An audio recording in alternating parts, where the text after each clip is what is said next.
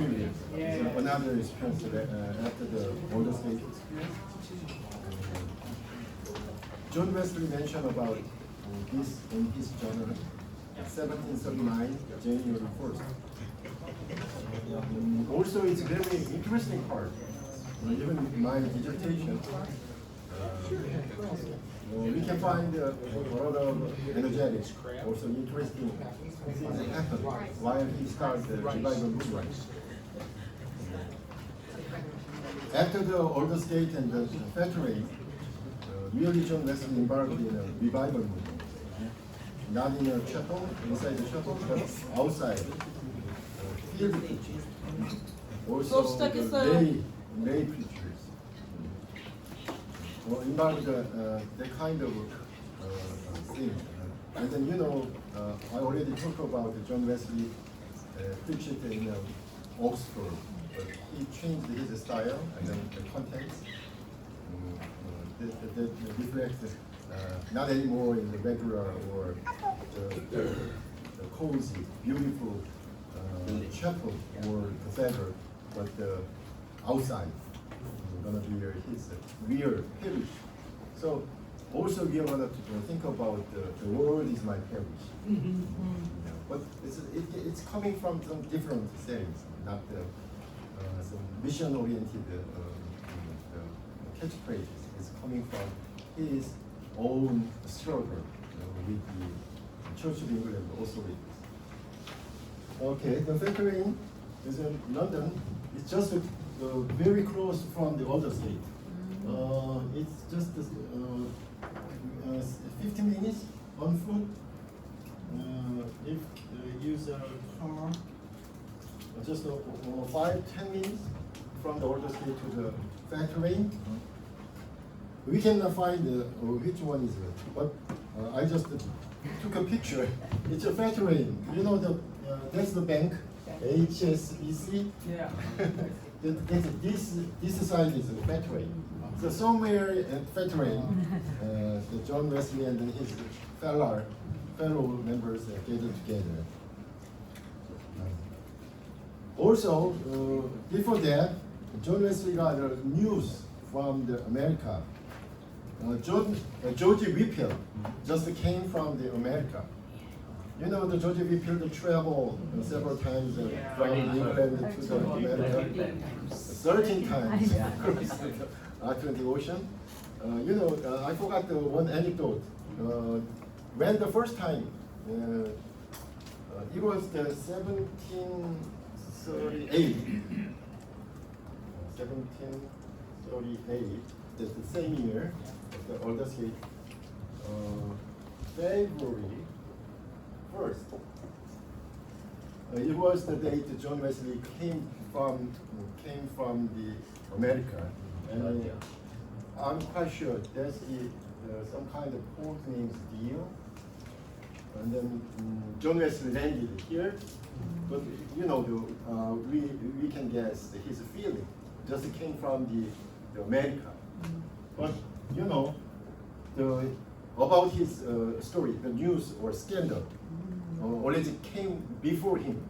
So everybody knows John Wesley what involved with Georgia. So it was very unhappy and very depressed time period.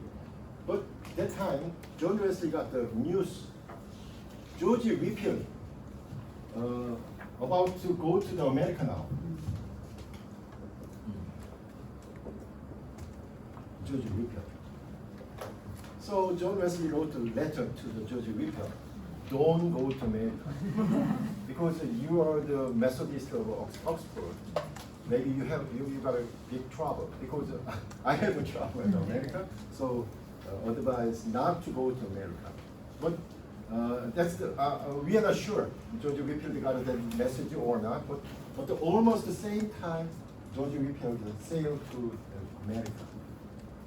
But when George Whitfield, maybe it took 3 months. But after 3 months, when George Whitfield landed in America, it's almost the same. And first time he landed Georgia, Atlanta. I mean the Savannah area. But at the first time, George Whitfield at America is just a different, totally different set. Many people welcome George Whitfield. Also, when George Whitfield started to preach, many people gather together. That's a very, very big difference from John Wesley from the George Whitfield. So George Whitfield is very famous in America. Even I told that half of the population of those times hear his preaching. So you know Jonathan Edwards in Boston area. He invited George Whitfield, please come over to the Boston and then preach to my congregation. By the way, on his route to the Boston, it's America is here, Georgia is the southern part, and then he moved to the north, Boston, or somewhere in New England. He stopped by around Philadelphia in the middle state, and then he met the Benjamin Franklin. You know the Benjamin Franklin? Yes. Is the founding fathers of the America, and then he also helped the Constitution, right, of the United States. So, but Benjamin Franklin is not a Christian. He's a theist. Yes. So he is a scientist. He, you know, while he the kite, flying the kite, Yes. he found some shock, the electric shock, and that he might make some kind of what is that? Not electric, not the while the like that. Oh, Morse code, no? No, it's what is the top of the flying while he found while he's flying a kite, he knows that some shocks from the sky. Yes, while the lightning. Yeah, lightning. So nowadays people using this stuff while they build the highest building. Ah, yes. What is that? Oh, lightning rod. It's Light- called a lightning rod. Lightning rod. Yeah, lightning rod. Yeah, that's the story of the Benjamin Franklin. So Benjamin Franklin interested in this guy, George Whitfield. George Whitfield is a very famous preacher. Everybody liked George Whitfield. So Benjamin Franklin invited him to have a dinner with him, and then he want to find some kind of force from this religious guy and then this preacher. So he conversate with George Whitfield. But you know, the Benjamin Franklin is not a Christian, so he's very critical on the religious issues. So after dinner, and then he writes some articles on George Whitfield. So really,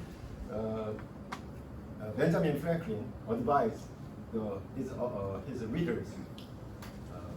This is his advice. When you want to go to hear his sermon or his preaching, don't bring your purse. Purse, you mean, in the case, after you hear his preaching, you're gonna have all the money go to give this George Whitfield. So don't give it, don't bring your purse with you when you go to the George Whitfield, the worship service or sermons. So that's his feeling after the conversation with George Whitfield. So George Whitfield is really great revivalist. So after that, from the New England, and then George Whitfield just came back from the America, and then he said, actually he introduced John Wesley. Jonathan Edwards, a faithful narrative of the surprise of God in the conversion of many hundred souls in Northampton. The Northampton is Jonathan Edwards, the congregation there together, because his the mother side, the grandfather minister of that church, and that church was the spark point of this revival. We call it the first awakening. First of all. So George Whitfield said it's something happening in the Northampton, in northeastern part of the America.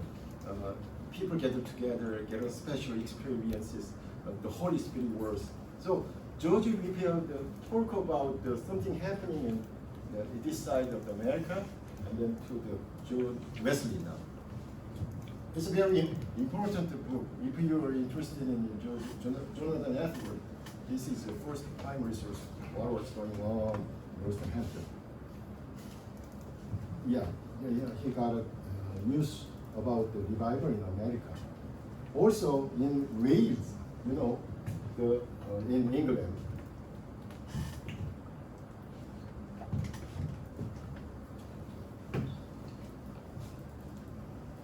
So it's 1738. This is from here, but Wales is this area, right? England, Wales. So the preacher was Howell Harris. He's another dissenter, but he also started the revival movement in the Wales area. That is around 1735. So we can say the revival broke about here and then Wales. So people said this is some kind of a revival between the Atlantic Ocean. So somebody said this is some kind of trans-Atlantic revival.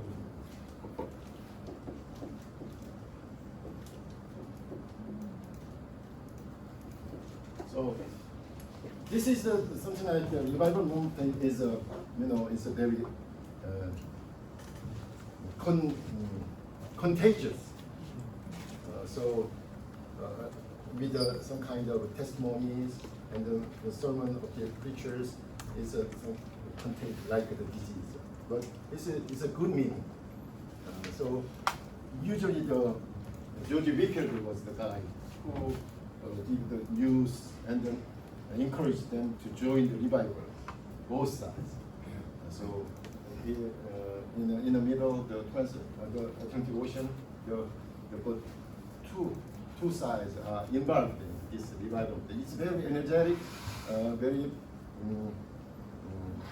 involved many people on both sides of the Atlantic Ocean.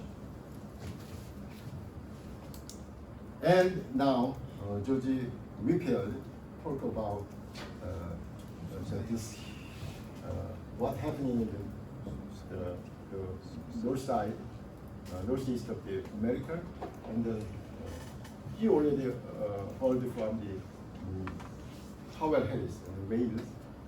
Now John Wesley have an experience of Baldur's Gate, and then 1739, January 1st, he wrote this kind of mentions. They gathered together. The January 1st, it's 3 o'clock a.m. So they gathered together. Maybe they sang the Old Lang Syne. Maybe that's the very last day of 1738, and just the first day of 1739. So this is close the New Year. They gathered together, sing hymns, and then they share the love feast. This love feast is one of the means of grace. The love feast is using the water and bread, not wine and bread. Later, the lay preachers are asked to administer the Lord's Supper, but John Wesley don't approve the lay preachers' administration of the Lord's Supper. But that time, they can have a love feast rather than the Lord's Supper, using the water and the bread. And then they share the love feast, and then they have a special experience. Mr. Hall, Hinching, Ingham, Whitfield, and my brother Charles were present at our love feast in Fettery with about 60 of our brethren. About 3 in the morning, as we were continuing instant in prayer, the power of God came mightily upon us, insomuch that many cried out for exceeding joy, and many fell to the ground. I'm sure they felt some great power. As soon as we recovered a little from that awe and amazement at the presence of His Majesty, we broke out with one voice. We praise the Lord. Oh God, we acknowledge Thee to be the Lord. Amen. This is the right expression of the John Wesley. What happened in January 1st, 1739. So we can call another experience of some kind of charismatic, some fullness of spirit, the power of spirit. You're just like when we pray hard. Some people fell down, cry out, sing. So it's another memorable point when John Wesley embarked the revival movement. After that, it's hard to describe what was that kind of thing, but we know this is the only expression of what happened that early morning. My interest was, it's hard to describe what was the Aldersgate experience or the veteran experience. It's hard to say about. First one is justification and regeneration, and this one is the holiness experience or sanctification experience. It's a very it looks like that, but nobody knows. But I can tell something has changed before and after. Before and after the two experiences. I follow his journal. Yeah. Also, among the 60s, his the friends who participated in the veteran, they anyway involved the revival movement in some their connections. First one is a Moravian revival. Ingham and Hall Hinton, they are there, and then the veteran, they involved in the Moravian revival later. George Whitfield, we know, he worked with Jonathan Edwards, and then also Calvinist, close to the Calvinist revival movement. Charles Wesley stayed in the Church of England, so he participated in the Anglican side. John Wesley now participated in the revival movement with his own experiences. John, what is John Wesley. John Wesley, yeah, sorry. that is John you can do list others. Okay? So these old people gathered together, was there at the veteran, and then after the veteran, they involved their own churches and congregations. This revival movement. So we can tell something really happened, and then it changed their ministries. The first one is a field preaching. It's the same year, 1739. Now John Wesley experienced the Aldersgate, May 24th, 1738. Now he got 6 months later. He got another experience at the veteran. So he had something to tell the audience, like this morning. He had a special experiences, but he had a problem because nobody want to hear from him. Actually, those days, some churches has some kind of direction from the bishops. Do not give a chance to John Wesley to preach in your congregation or chapel. Don't call John. Don't ask John to preach. Yeah, he has some rumor from the America. After that, he said, I didn't learn anything coming this from the Church of England. I love the Moravian. So he traveled to the Germany. And then that's the kind of actions many the Church of England, the priest or the bishops suspect John Wesley was something very wrong. So they don't want to preach their own chapels or cathedral to the congregations. That's the problem. John Wesley has now have something to tell the people about his experiences and his new founding, the theological ideas. But no church opened the door to him. So that's his situation. Now, George Whitfield already started field preaching February 17th. You know that in America, George Whitfield gathered huge congregations, I mean the audiences and outdoor preaching. So George Whitfield already experiences the field preaching in America. Now George Whitfield using that method to preach the many people, not indoor but outdoor. Howard Harris, he already started field preaching in Wales, but it's very interesting. They start this field preaching not in the London. It's far from the London. In England, maybe just guess London is here. But they start new revival movement, the Wales over here. This is Bristol. George Whitfield started the field preaching from Bristol. That means it's quite far from the rural area.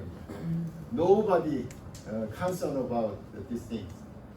But later on, George Whitfield's achievement and then contribution to the revival movement is he moving toward the London in this field preaching method. And then John Wesley following that rules. Anyway, John Wesley hesitated to embark this field preaching because he thought regularly we have to preach in a chapel inside the building. Outside the building, just in case, funeral service. It's outside, right? That's just the extent. The ordinary method is preach a sermon indoor in chapel. So he hesitated. But George Whitfield urged him to come and see my field preaching. But John Wesley still hesitated. Oh, it's not the usual way. This is very unusual. So he hesitated to join the field preaching. But while he is reading the Bible, April 1st, when he read the Sermon on the Mount, Matthew chapter 5, starts Jesus is up to the mountain and start to preach. Oh, he found Jesus Christ to start the field preaching.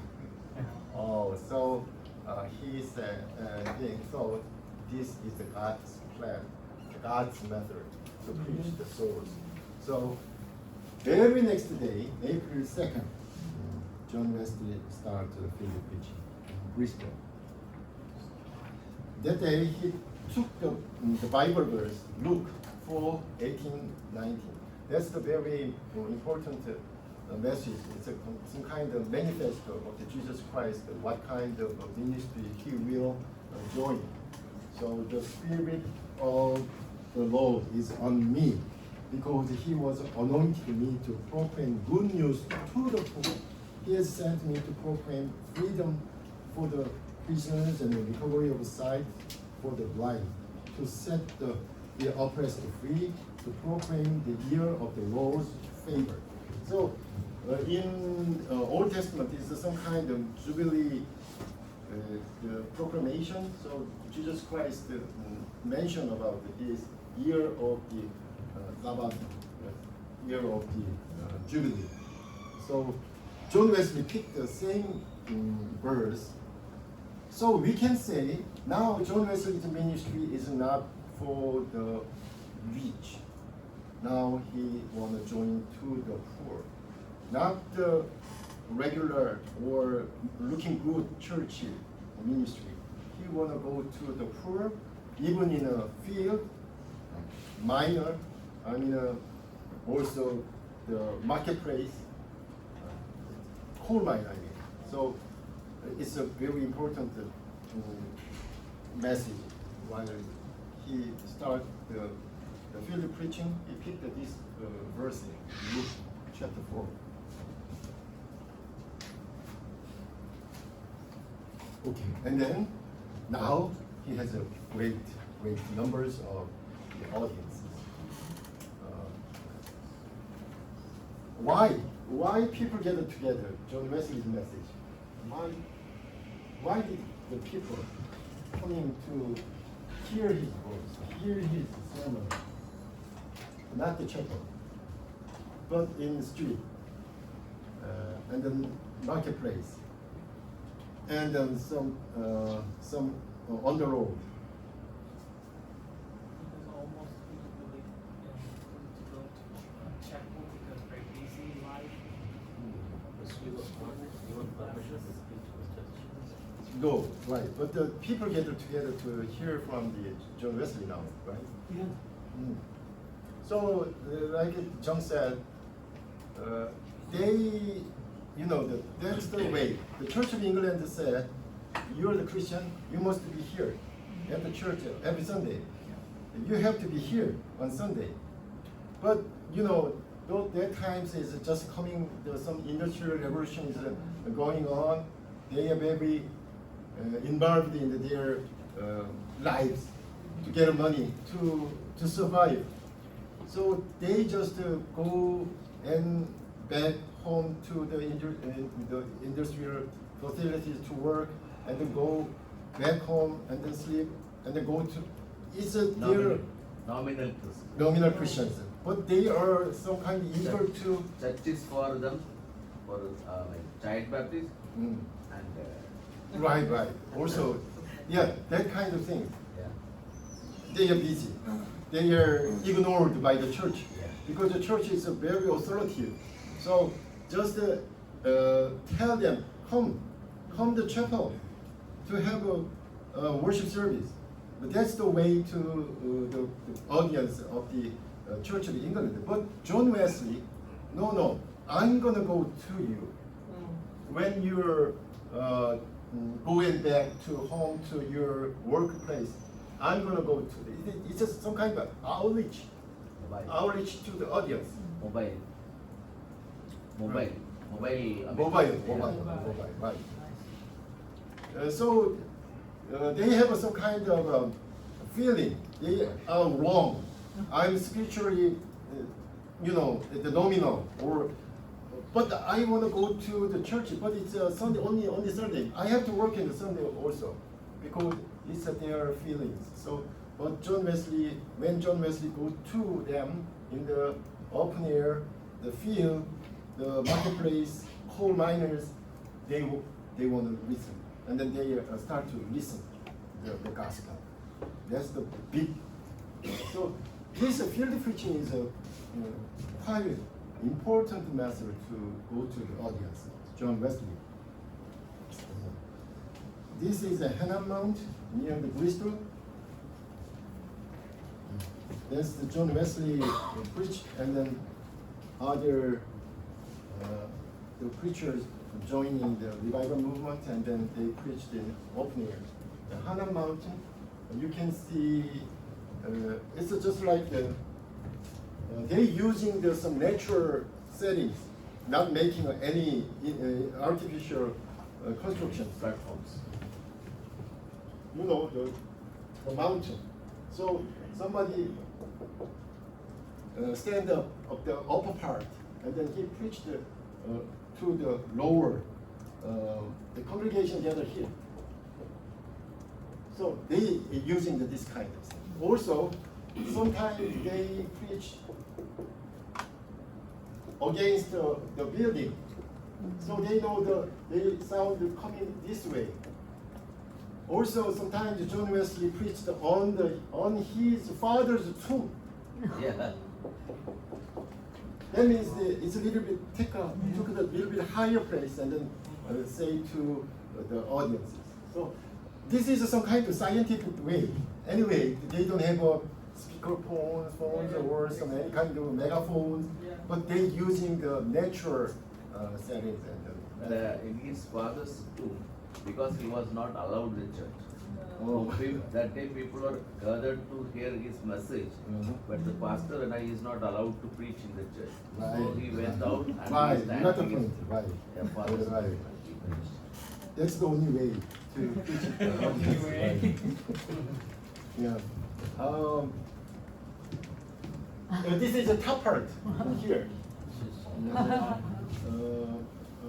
I got my friend, Professor O. This is that, and then around 3,000 people gathered together. It's the bottom of the there's a Hana mountain. We can see the one sentence in the floor here. That's, we know, the world is my parish. The world is my parish.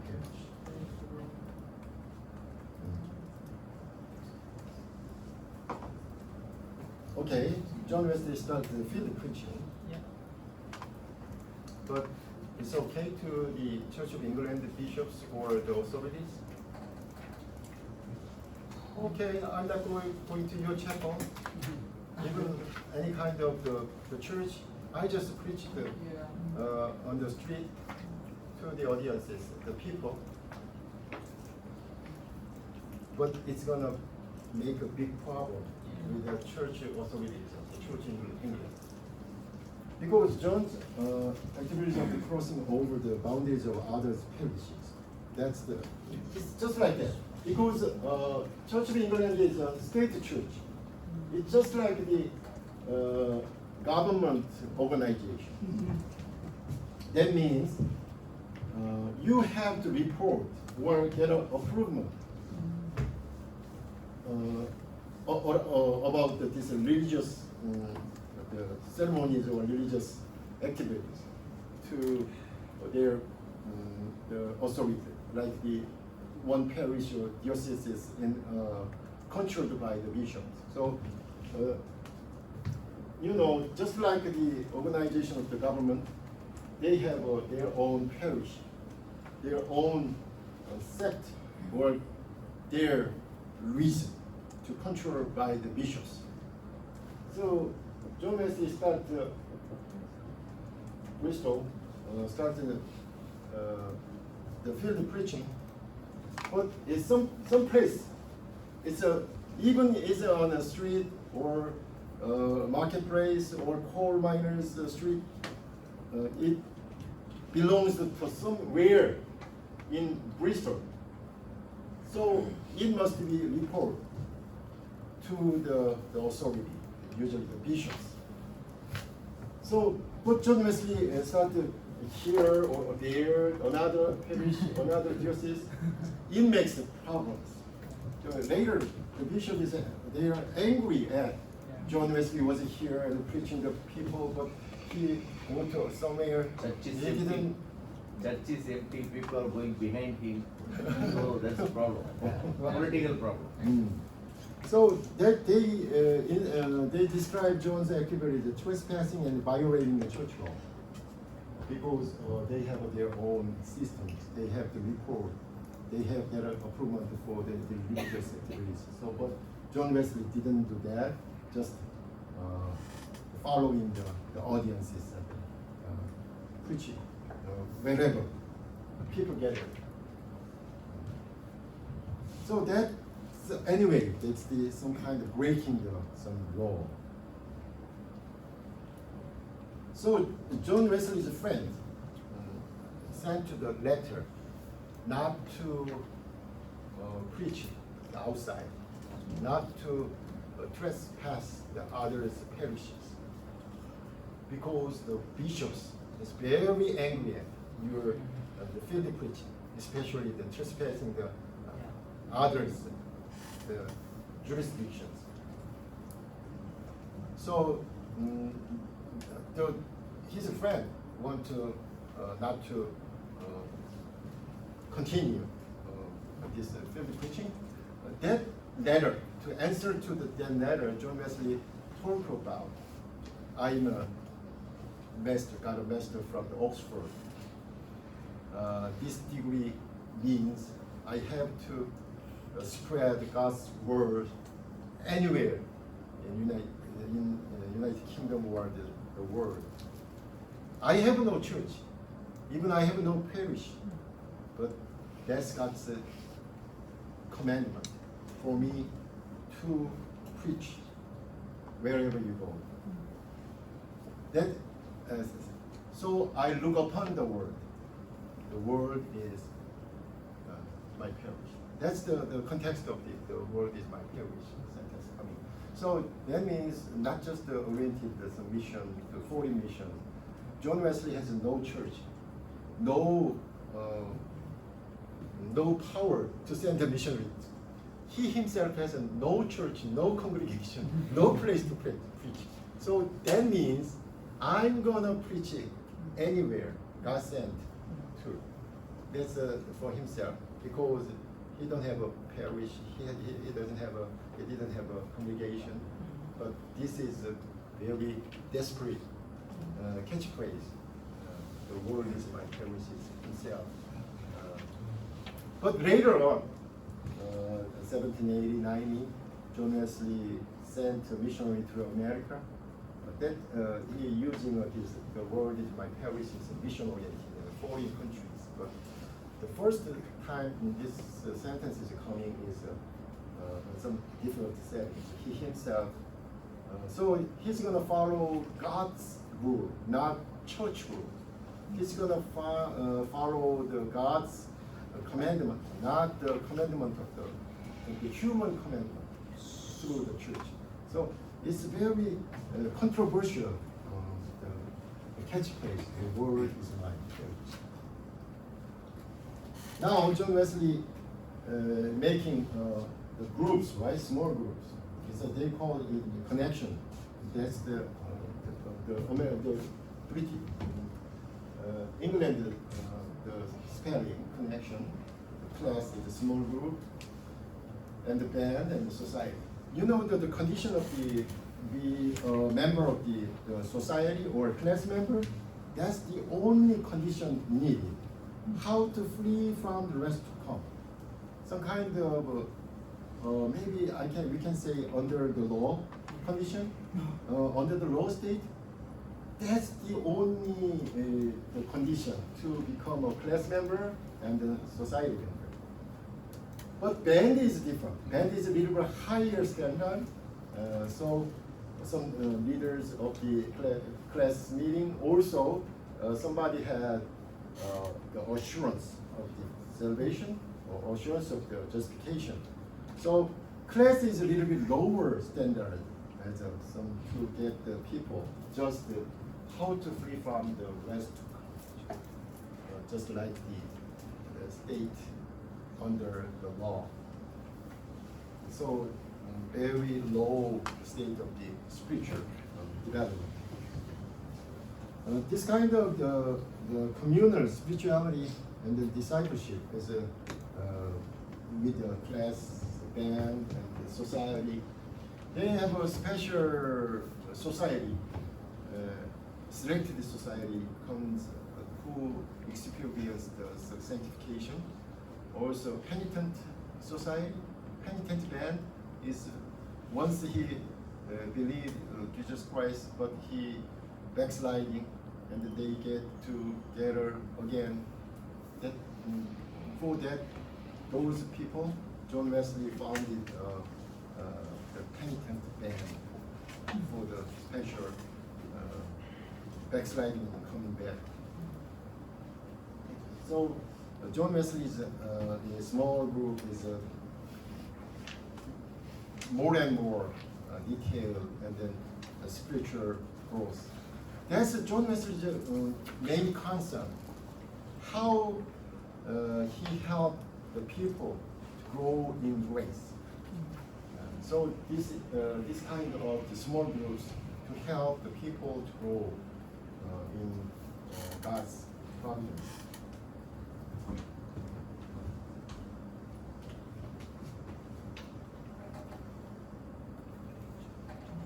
Okay. And the lay preachers. This morning I mentioned about the lay preacher. John Wesley started the revival movement from the Bristol to the London. Now John Wesley found he had just a few friends to join this revival. George Whitfield, maybe Howard Harris. It's hard to find anybody want to join this revival meeting and renew the Church of England. John Wesley needed a helper. So Wesley asked the lay people who get a new life and then new religious activities. So he asked the lay people to say something to other people. It's a testimony.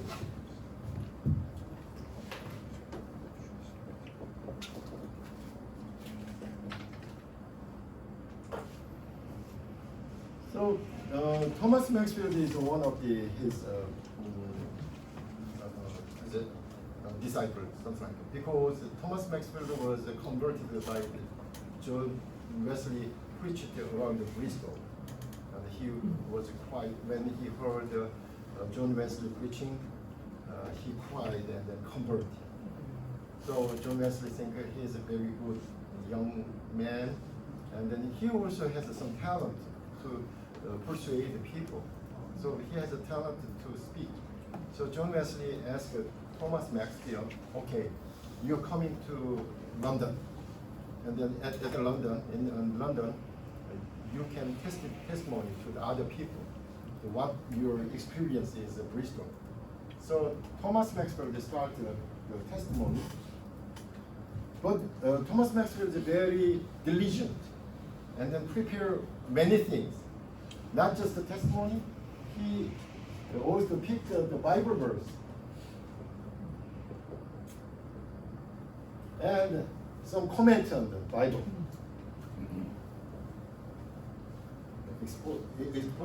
Exposing words and comment. And he started the testimony. It looks like the preaching.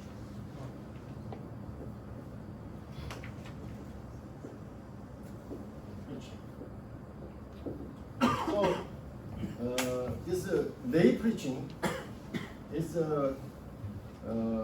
coming from the testimony, and is developed from the testimony. So it's not Wesley's own plan making a lay preacher, because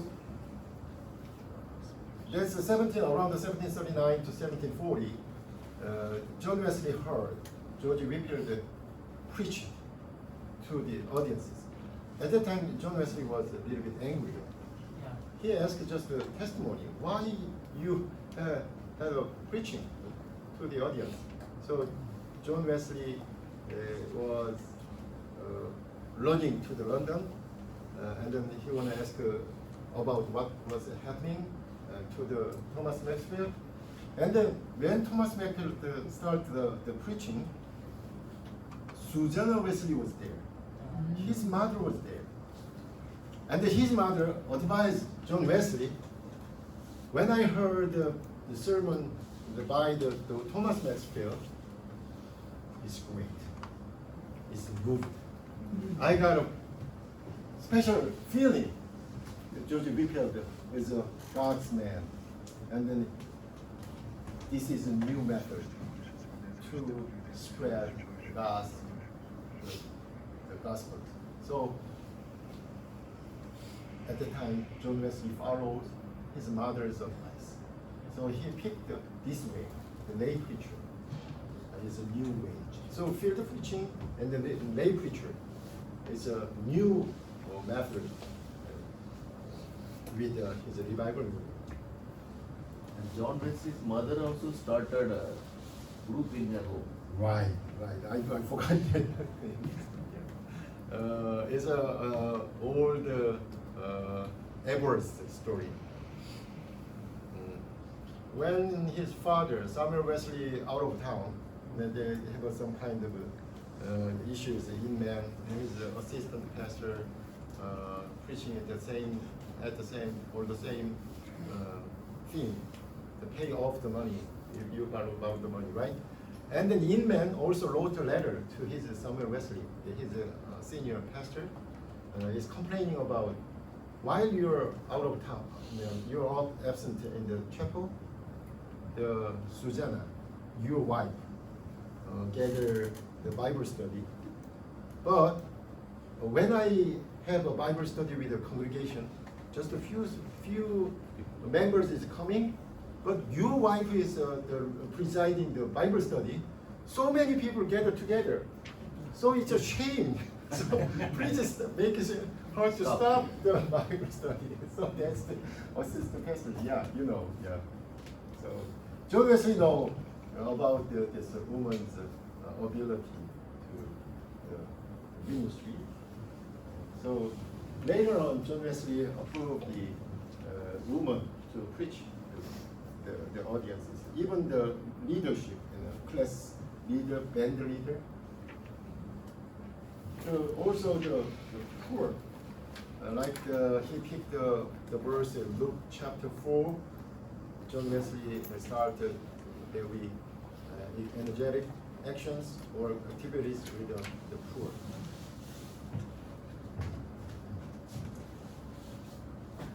That means that the world is my parish, and then the lay preachers coming.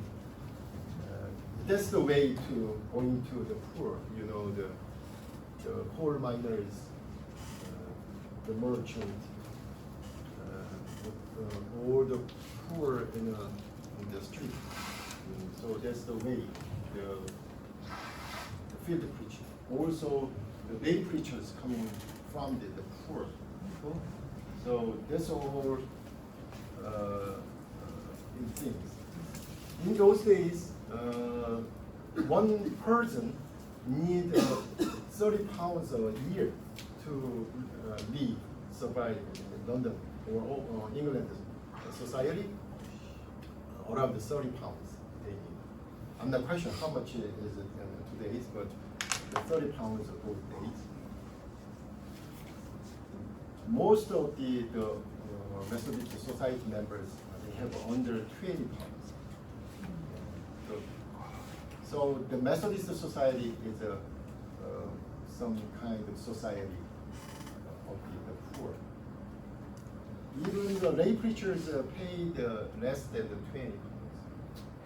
So it's very hard to live, but they live with God's grace, God's story. Right. Woman. Okay. Another issue. You know, John Wesley close to the Moravians when the older state experienced the Moravians stimulate John Wesley to think justifying faith, and then some Luther's idea of the salvation, justification, new birth, and go on the spiritual growth. Now, John Wesley found some different perspective between him and the Moravians. The first come like that. John Wesley was a Church of England.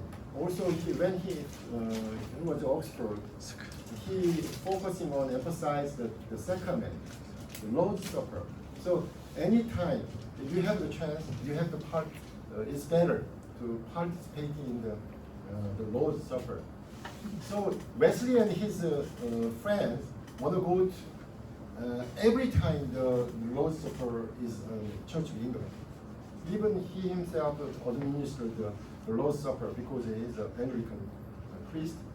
So it regularly, and then he wrote a sermon, the need of constant participation in the Lord's Supper. So he emphasized anyway participating in the Lord's Supper because it's one of the biggest the means of grace. Moravians, they work together now federally in London. The Moravians suspect the Wesley because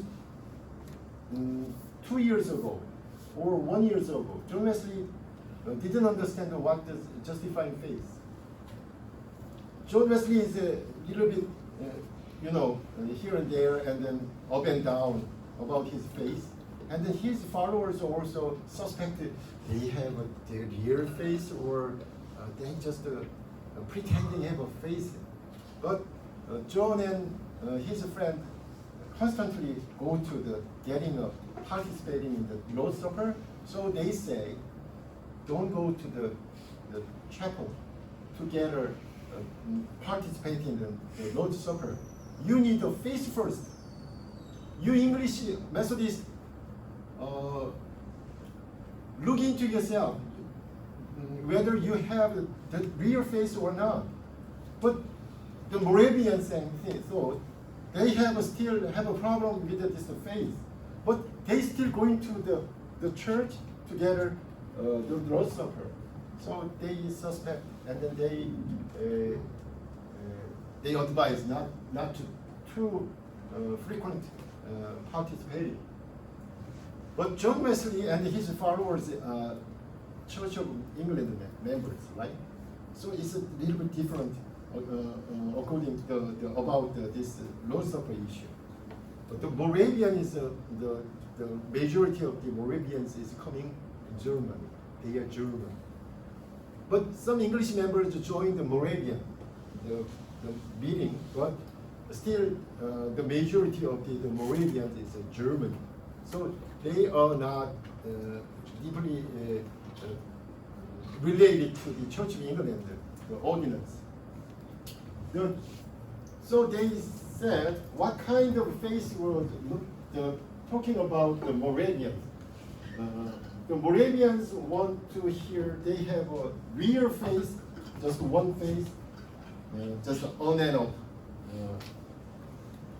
Only two answers, faith or no faith. That's the Moravian idea.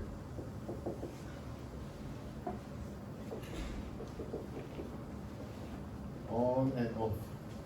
It's real faith. That makes the salvation happen. So, in that point, when you get the real faith, this faith, the only faith, you have to be still. You have to be stopped. It doesn't make any sense to go to the Lord's Supper or read the Bible or prayer or other good means of grace. No, there are no means of grace. Christ is the only means of grace. Just get a faith. That's the Lutherans, Moravians' emphasis.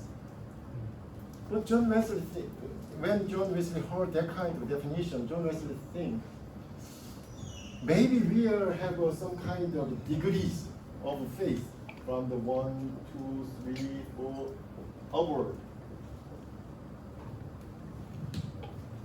From the no faith to the lower faith, they have to join to the means of grace, using the means of grace. So that's the Wesley's idea, but the Moravian, Spangenberg, I guess, that some Moravian readers said, no, you have to wait for you got a faith. If we talk about the means of grace, the only means of grace is Christ. There is no means of grace. Only Christ. And then only faith, that you have to get a deep faith. And then go to church or go to the ordinance. Faith is important. But John Wesley's Anglican understanding of the faith is, from the bottom to the up, it has degrees. So they have a conflict. What was right? John Wesley found some antinomian. Antinomian means norm, the rule, the law. The antinomian means no rule, no commandment, no regulations. That means no morals. So when heard about the Moravian talking about the faith, John Wesley said, you have some kind of antinomian tendency. They ignore all the activities in the church, even reading the Bible, prayer, the fasting, the Lord's Supper, the helping the poor, you ignore. We need a means of grace.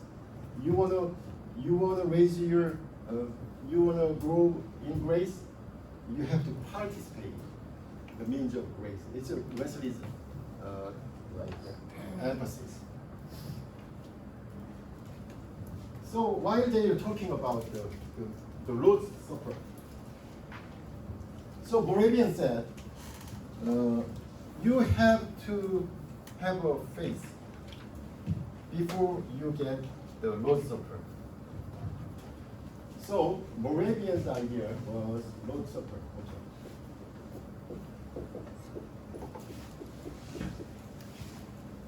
You need the faith first, and then get the Lord's Supper. That means after I got a real faith, and then when I get the body of the Christ and the blood of Christ, that means conform. That means a conforming. That the Lord's Supper is going to be a conforming ordinance.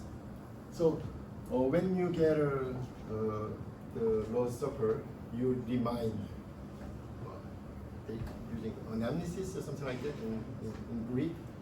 So revive or remember God, the Christ died for us.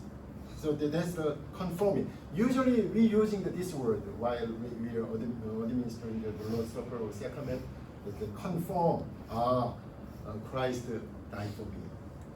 So we conform while we are following, while we are sharing the Lord's Supper. We conform, right? Christ died for us.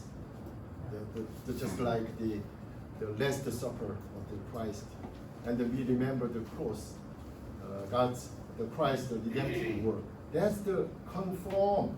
That's some kind of the Reformation, also Lutheran idea of the Lord's Supper. The faith first, need first, and after got the faith, and then it's a conforming while you participate in Lord's Supper. But John Wesley has some different ideas. Okay, we need maybe we need the faith, or somebody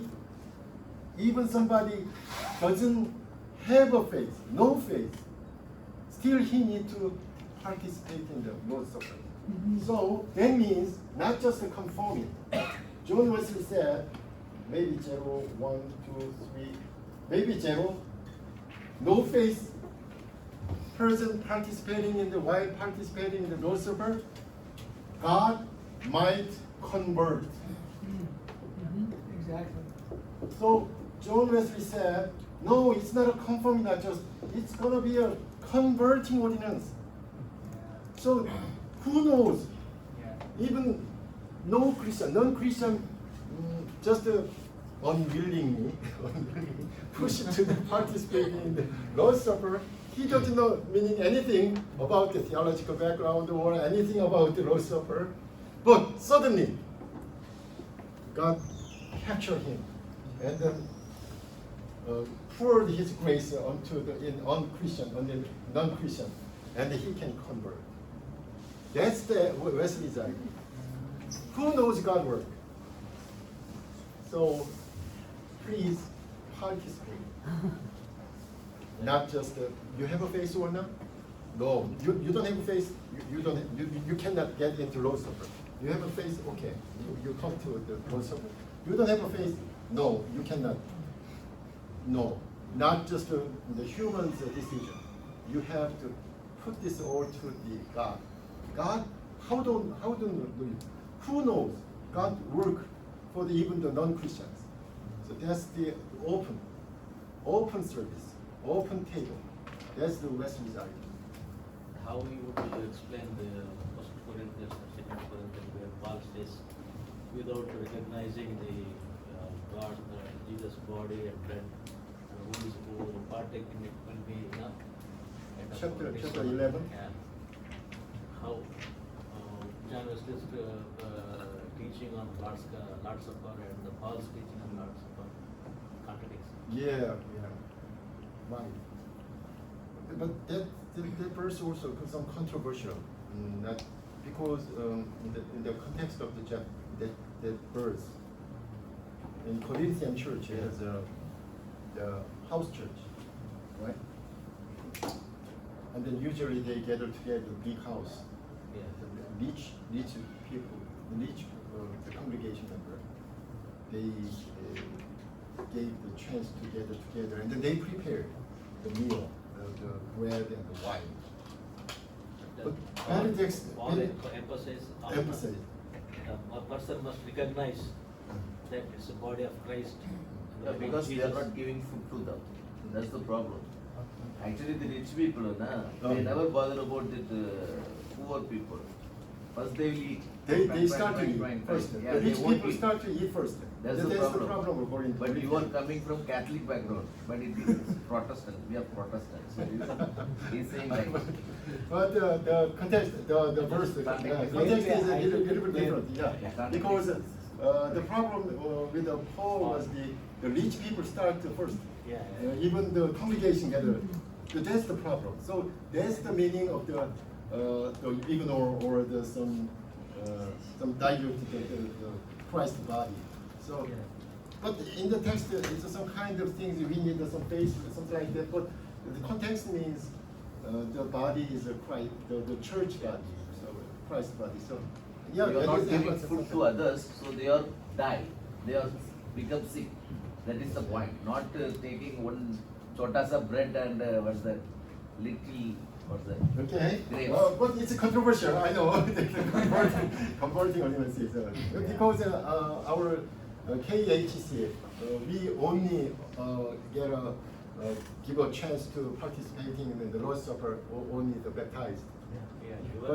But this idea is some kind of maybe just a little bit controversial ideas. But it's very interesting though. It's for all. Those who All. are converted, yeah. Not just convert, Yeah. to open to all. Open. Because while this is the process, God can work inside their mind. So it's open. This is Not limited special. and this is not limited. Right. Moravians Moravian. limiting and he is not limited. Then it will anyway the controversial. I'm quite sure Wesleyan tradition nobody followed this. Yeah, even KHC. How about? I was going to say that I had a lady who accepted the Lord when we were doing communion. So I've seen this happen. Oh, really? Yeah. So it was very exciting for her. In my case, when I minister local church in a certain part, we celebrate. I'm the Lord's Supper just 3 or 4 times a year. Usually the Easter Sunday, and then Thanksgiving, the New Year's Day, and maybe Good Friday, something like that. But Easter Sunday, I know the rule. Before while the Lent, I have to be a new believer to make the catechism and then make some confession before the Easter Sunday. But the Easter Sunday, my congregation members invite their family member. They are non-Christians. Even her husband is a drunkard, but she anyway persuaded her husband to attend the Sunday. It's because it's a Easter Sunday. So just come and then join us. So some congregation member invited their family members, non-Christians. So we have the regular congregation member and then the other newcomers, but non-Christians. And then the end of the worship service, I start the communion and say, okay, we are going to have a communion, but only the baptized can join this. So you are not you're different. Yeah. You cannot join this. Only we join this communion. As a senior pastor, presider of the worship service, it's hard to say. Yes. So I didn't mention about anything, just come on Come. and then join the communion. So sometimes this communion is some working, some divide the people, the converted or the baptized or non-Christian. But I have some Holy people. try have a trouble. Sin people, yeah. Yeah, but John Wesley's idea is open to anybody. That's depends on God's. It's not our decision. That's God's open to. So it's anyway. I found in his journal, he mentioned about it's not just the conforming, but that's the regular idea of our the understanding of the Lord's Supper, but not just the conforming. It's converting. So it's very interesting and also the controversial issue. But we know the point. John Wesley emphasized not just the conforming or converting, but any means of grace means not just the faith, just the participate is first, even unwillingness. You know? So also they even from the no faith have a little small faith or the stronger faith and getting better and better. So that's the means of grace works. Anyway, John Wesley followed the Moravian. He liked them, and he recognized they are real Christians. Even he traveled to Germany to getting some more grace and some more information, what real Christianity means and what real Christian looks like. So he loved them, but in 1740, July 20, he decided to split his congregation from the Moravians. Yes. So he moved from the veteran to the foundry. Foundry is a warehouse building. They used to make a cannon. You know the cannon? Mm-hmm. Yeah, that is a foundry. The foundry is a huge the warehouse that they using. They call the foundry. And then he made a nature design and general rules of our United Society. United Society means he combined a couple of societies and then they make one big United Society. So he made some rules for the congregation member. We have a picture, but it doesn't exist anymore because it's an old building. But we can get this picture. Is a foundry looks like. It's a big, huge warehouse. You see the top part? Yeah. That was John Wesley's the house. Yeah, the room. This side is Wesley's room, and the reading room is the right side, very top. The Wesley. And then this is a foundry. The main entrance is coming inside, and then this is the preachers and then another small entrance. Two entrances in the foundry. Also, we have another building, very right hand. These are the house for the family members, the preachers. One of the preachers is the travel in the rural area. Their family members using that house. And this is a bell. This is a bell. Yeah. Bell tower. Yes. It's a telling about the time of the meeting. The time of the meeting. Every early morning, 5 a.m. They ring the bell. We're going to start the meeting. And then 4 p.m. Every day twice, ring the twice. 5 a.m., 4 p.m. That means that they have a regular base in early morning and the afternoons. That is church? This is not the church No, though. this but is this part is some kind of school. School. They are family members and they have kids at school. And this is stable. That means the barn to keep the horse. And then this is the somehow some space for the coach to carry the horse to carry the coach. Okay. Yeah, that's the looks like the foundry looks like in London. Still it is there? Hmm? Still it is No, that's just a picture. Later on, they just get a new building now. But later, they moved from the foundry to the new chapel later. And then, it's England, you know, he started field preaching in Bristol. It's a harbor. When you get to Bristol, you have a statue of the William Penn, who built the Philadelphia in Pennsylvania. Did you know the Pennsylvania coming from the name Pennsylvania? William Penn's land, Pennsylvania, right? So William Penn sailed from the Bristol. He is a Quaker. Anyway, John Wesley started the field preaching at the Bristol, and then the London. And then the other part is Newcastle. That's the 3 points.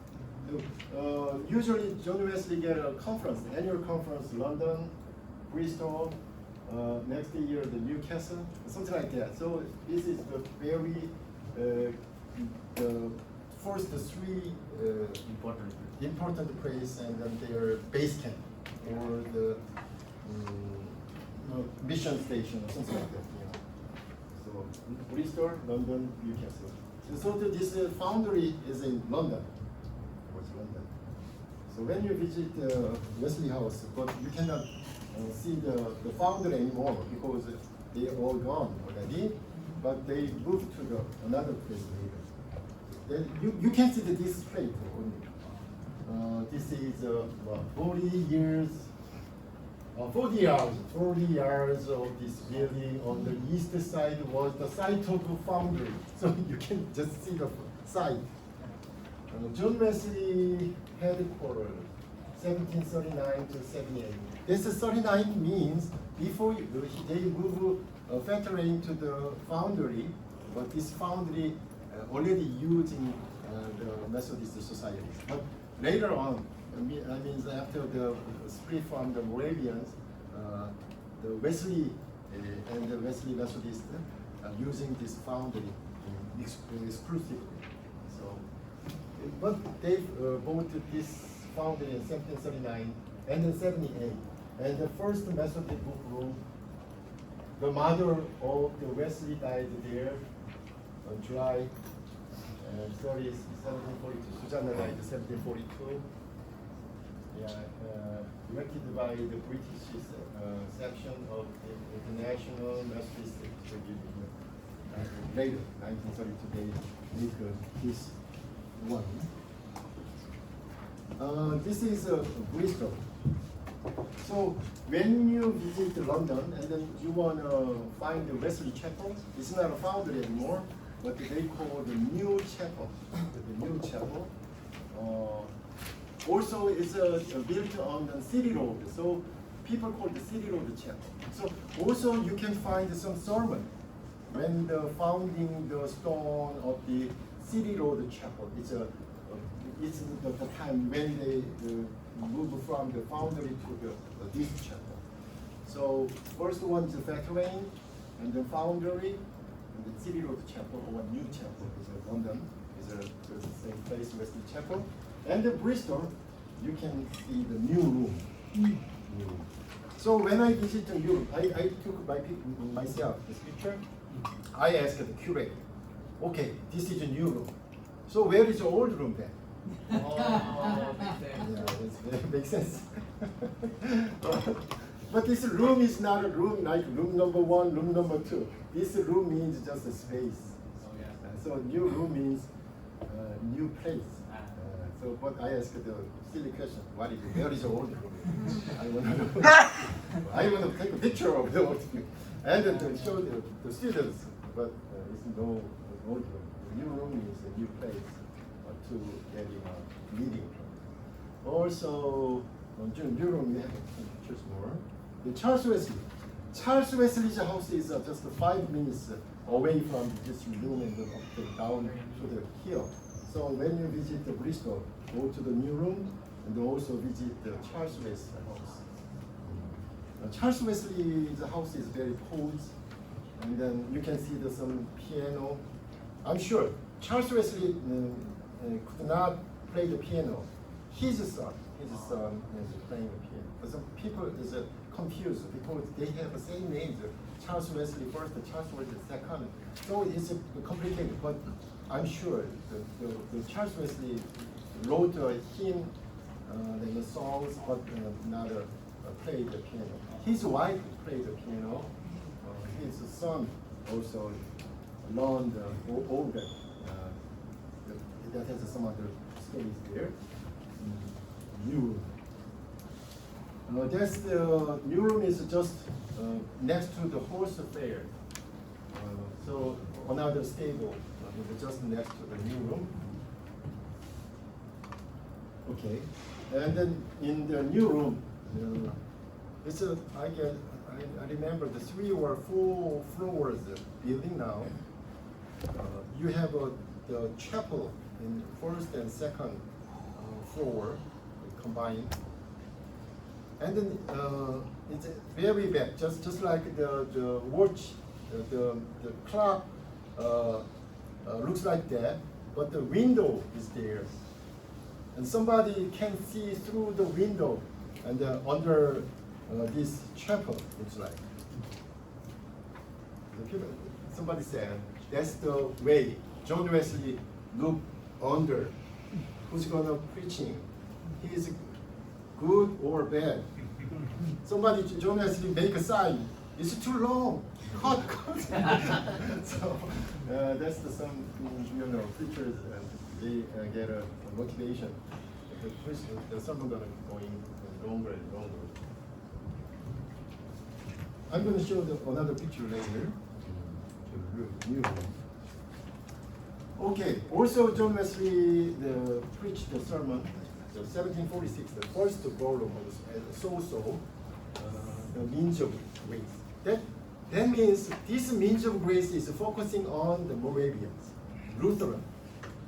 So if you want to study more about John Wesley's theological ideas, some comparing the Lutherans, you have to read this sermon. And then this is the sermon, why he split from the Moravians.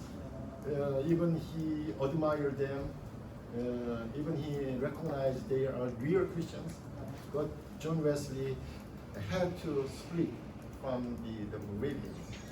But he wrote the Means of Grace. Okay? In this Means of Grace, the original copy, Charles Wesley wrote the Means of Grace at the hymn. So the next of the sermon, Charles Wesley hymn, the Means of Grace, is coming together. There is a surprising number of individuals among the Protestant believers who, while feeling that they have received grace through faith, actually neglect the opportunity to participate in greater grace, and instead choose to remain stagnant or take steps backwards. You know, the Moravians. Of course, salvation is not achieved through any regulations, rules, or acts. However, when believers claim that everything is reserved solely through inward faith, yet in reality, their lives show no actual transformation, and that blocks the pathway of grace, deprives them of joy, and leads to a life devoid of power. It's really the reason why he emphasized the means of grace. When he talk about the means of grace, it's just something like work. It doesn't look like a face. It's something more work. Looks like work. But John Wesley emphasized the means of grace. If you want to be sanctified or you experience the holiness, you have to keep in participating in the means of grace. So this means of grace is definitely some different point from the theological perspective of the Lutherans. Wesley, in the means of grace, emphasized that believers who have been justified by faith, albeit unknowingly, should now embrace the opportunity to receive grace. He emphasized the importance of the believers to have faith and participate in the following as essential means of grace in their spiritual journey towards holiness. That is the process of becoming joy. So he mentioned about prayer, searching the Bible, searching the scriptures, and Lord's Supper. Okay. So yesterday already I mentioned about this means of grace. I mentioned about the name. So Wesley later in minutes, in his minutes, Wesley mentioned about the means of grace.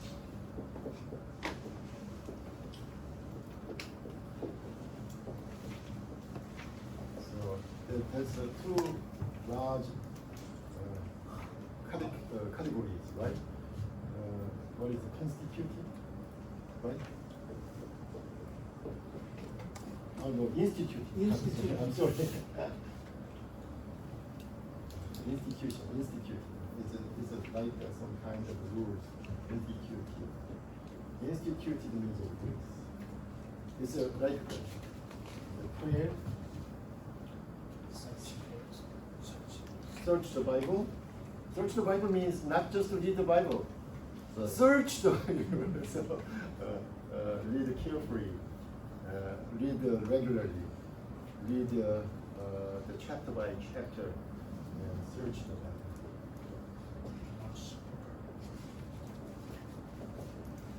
The prayer, John Wesley mentioned about the private prayer, public prayer, the communal prayer, all these kind of things. Prayer, search the Bible, and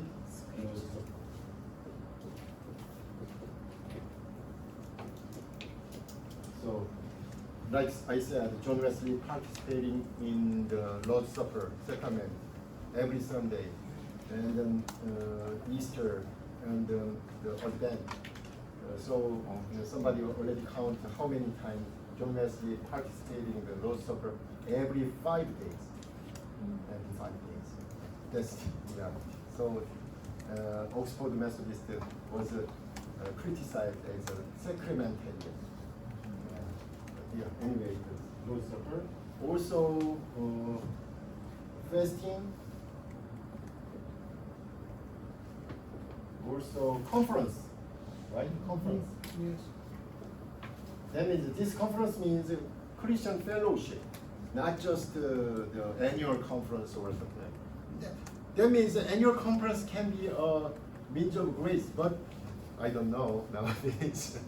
When you attend the general or the annual conference, they're fighting each other. I want to be your superintendent. You have to wait for the next year. I'm going to be first. But, Political. But the conference must be a means of grace. Even in American setting,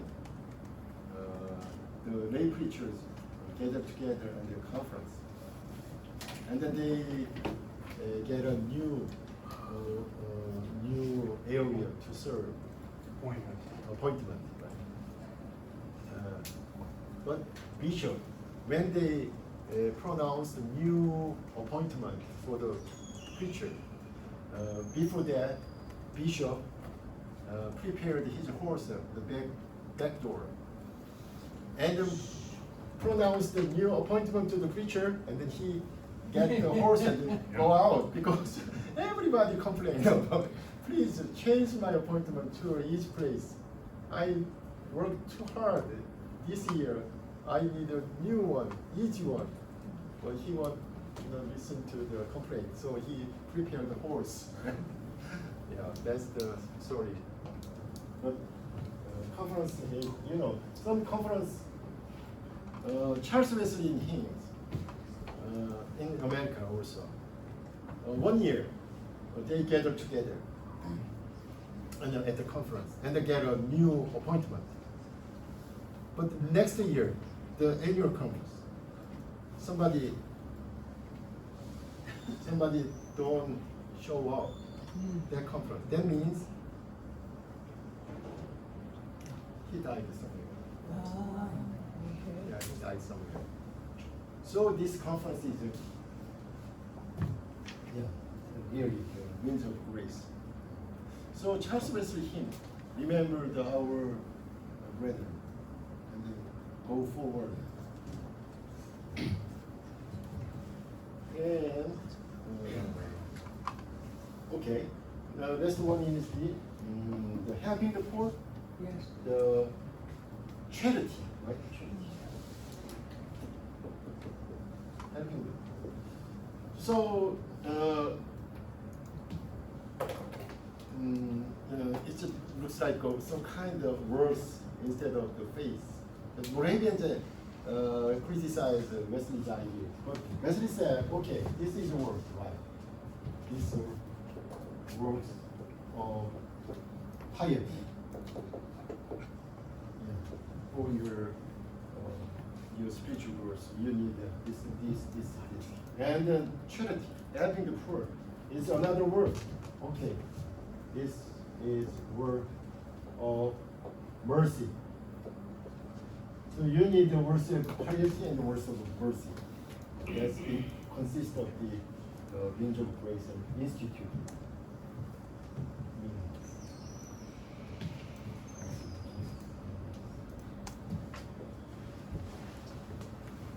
Another thing is what is it? Institute is a means of grace, and then prudential. This is much more depending on your own side. Bear their own cross, self-denial, humility, right?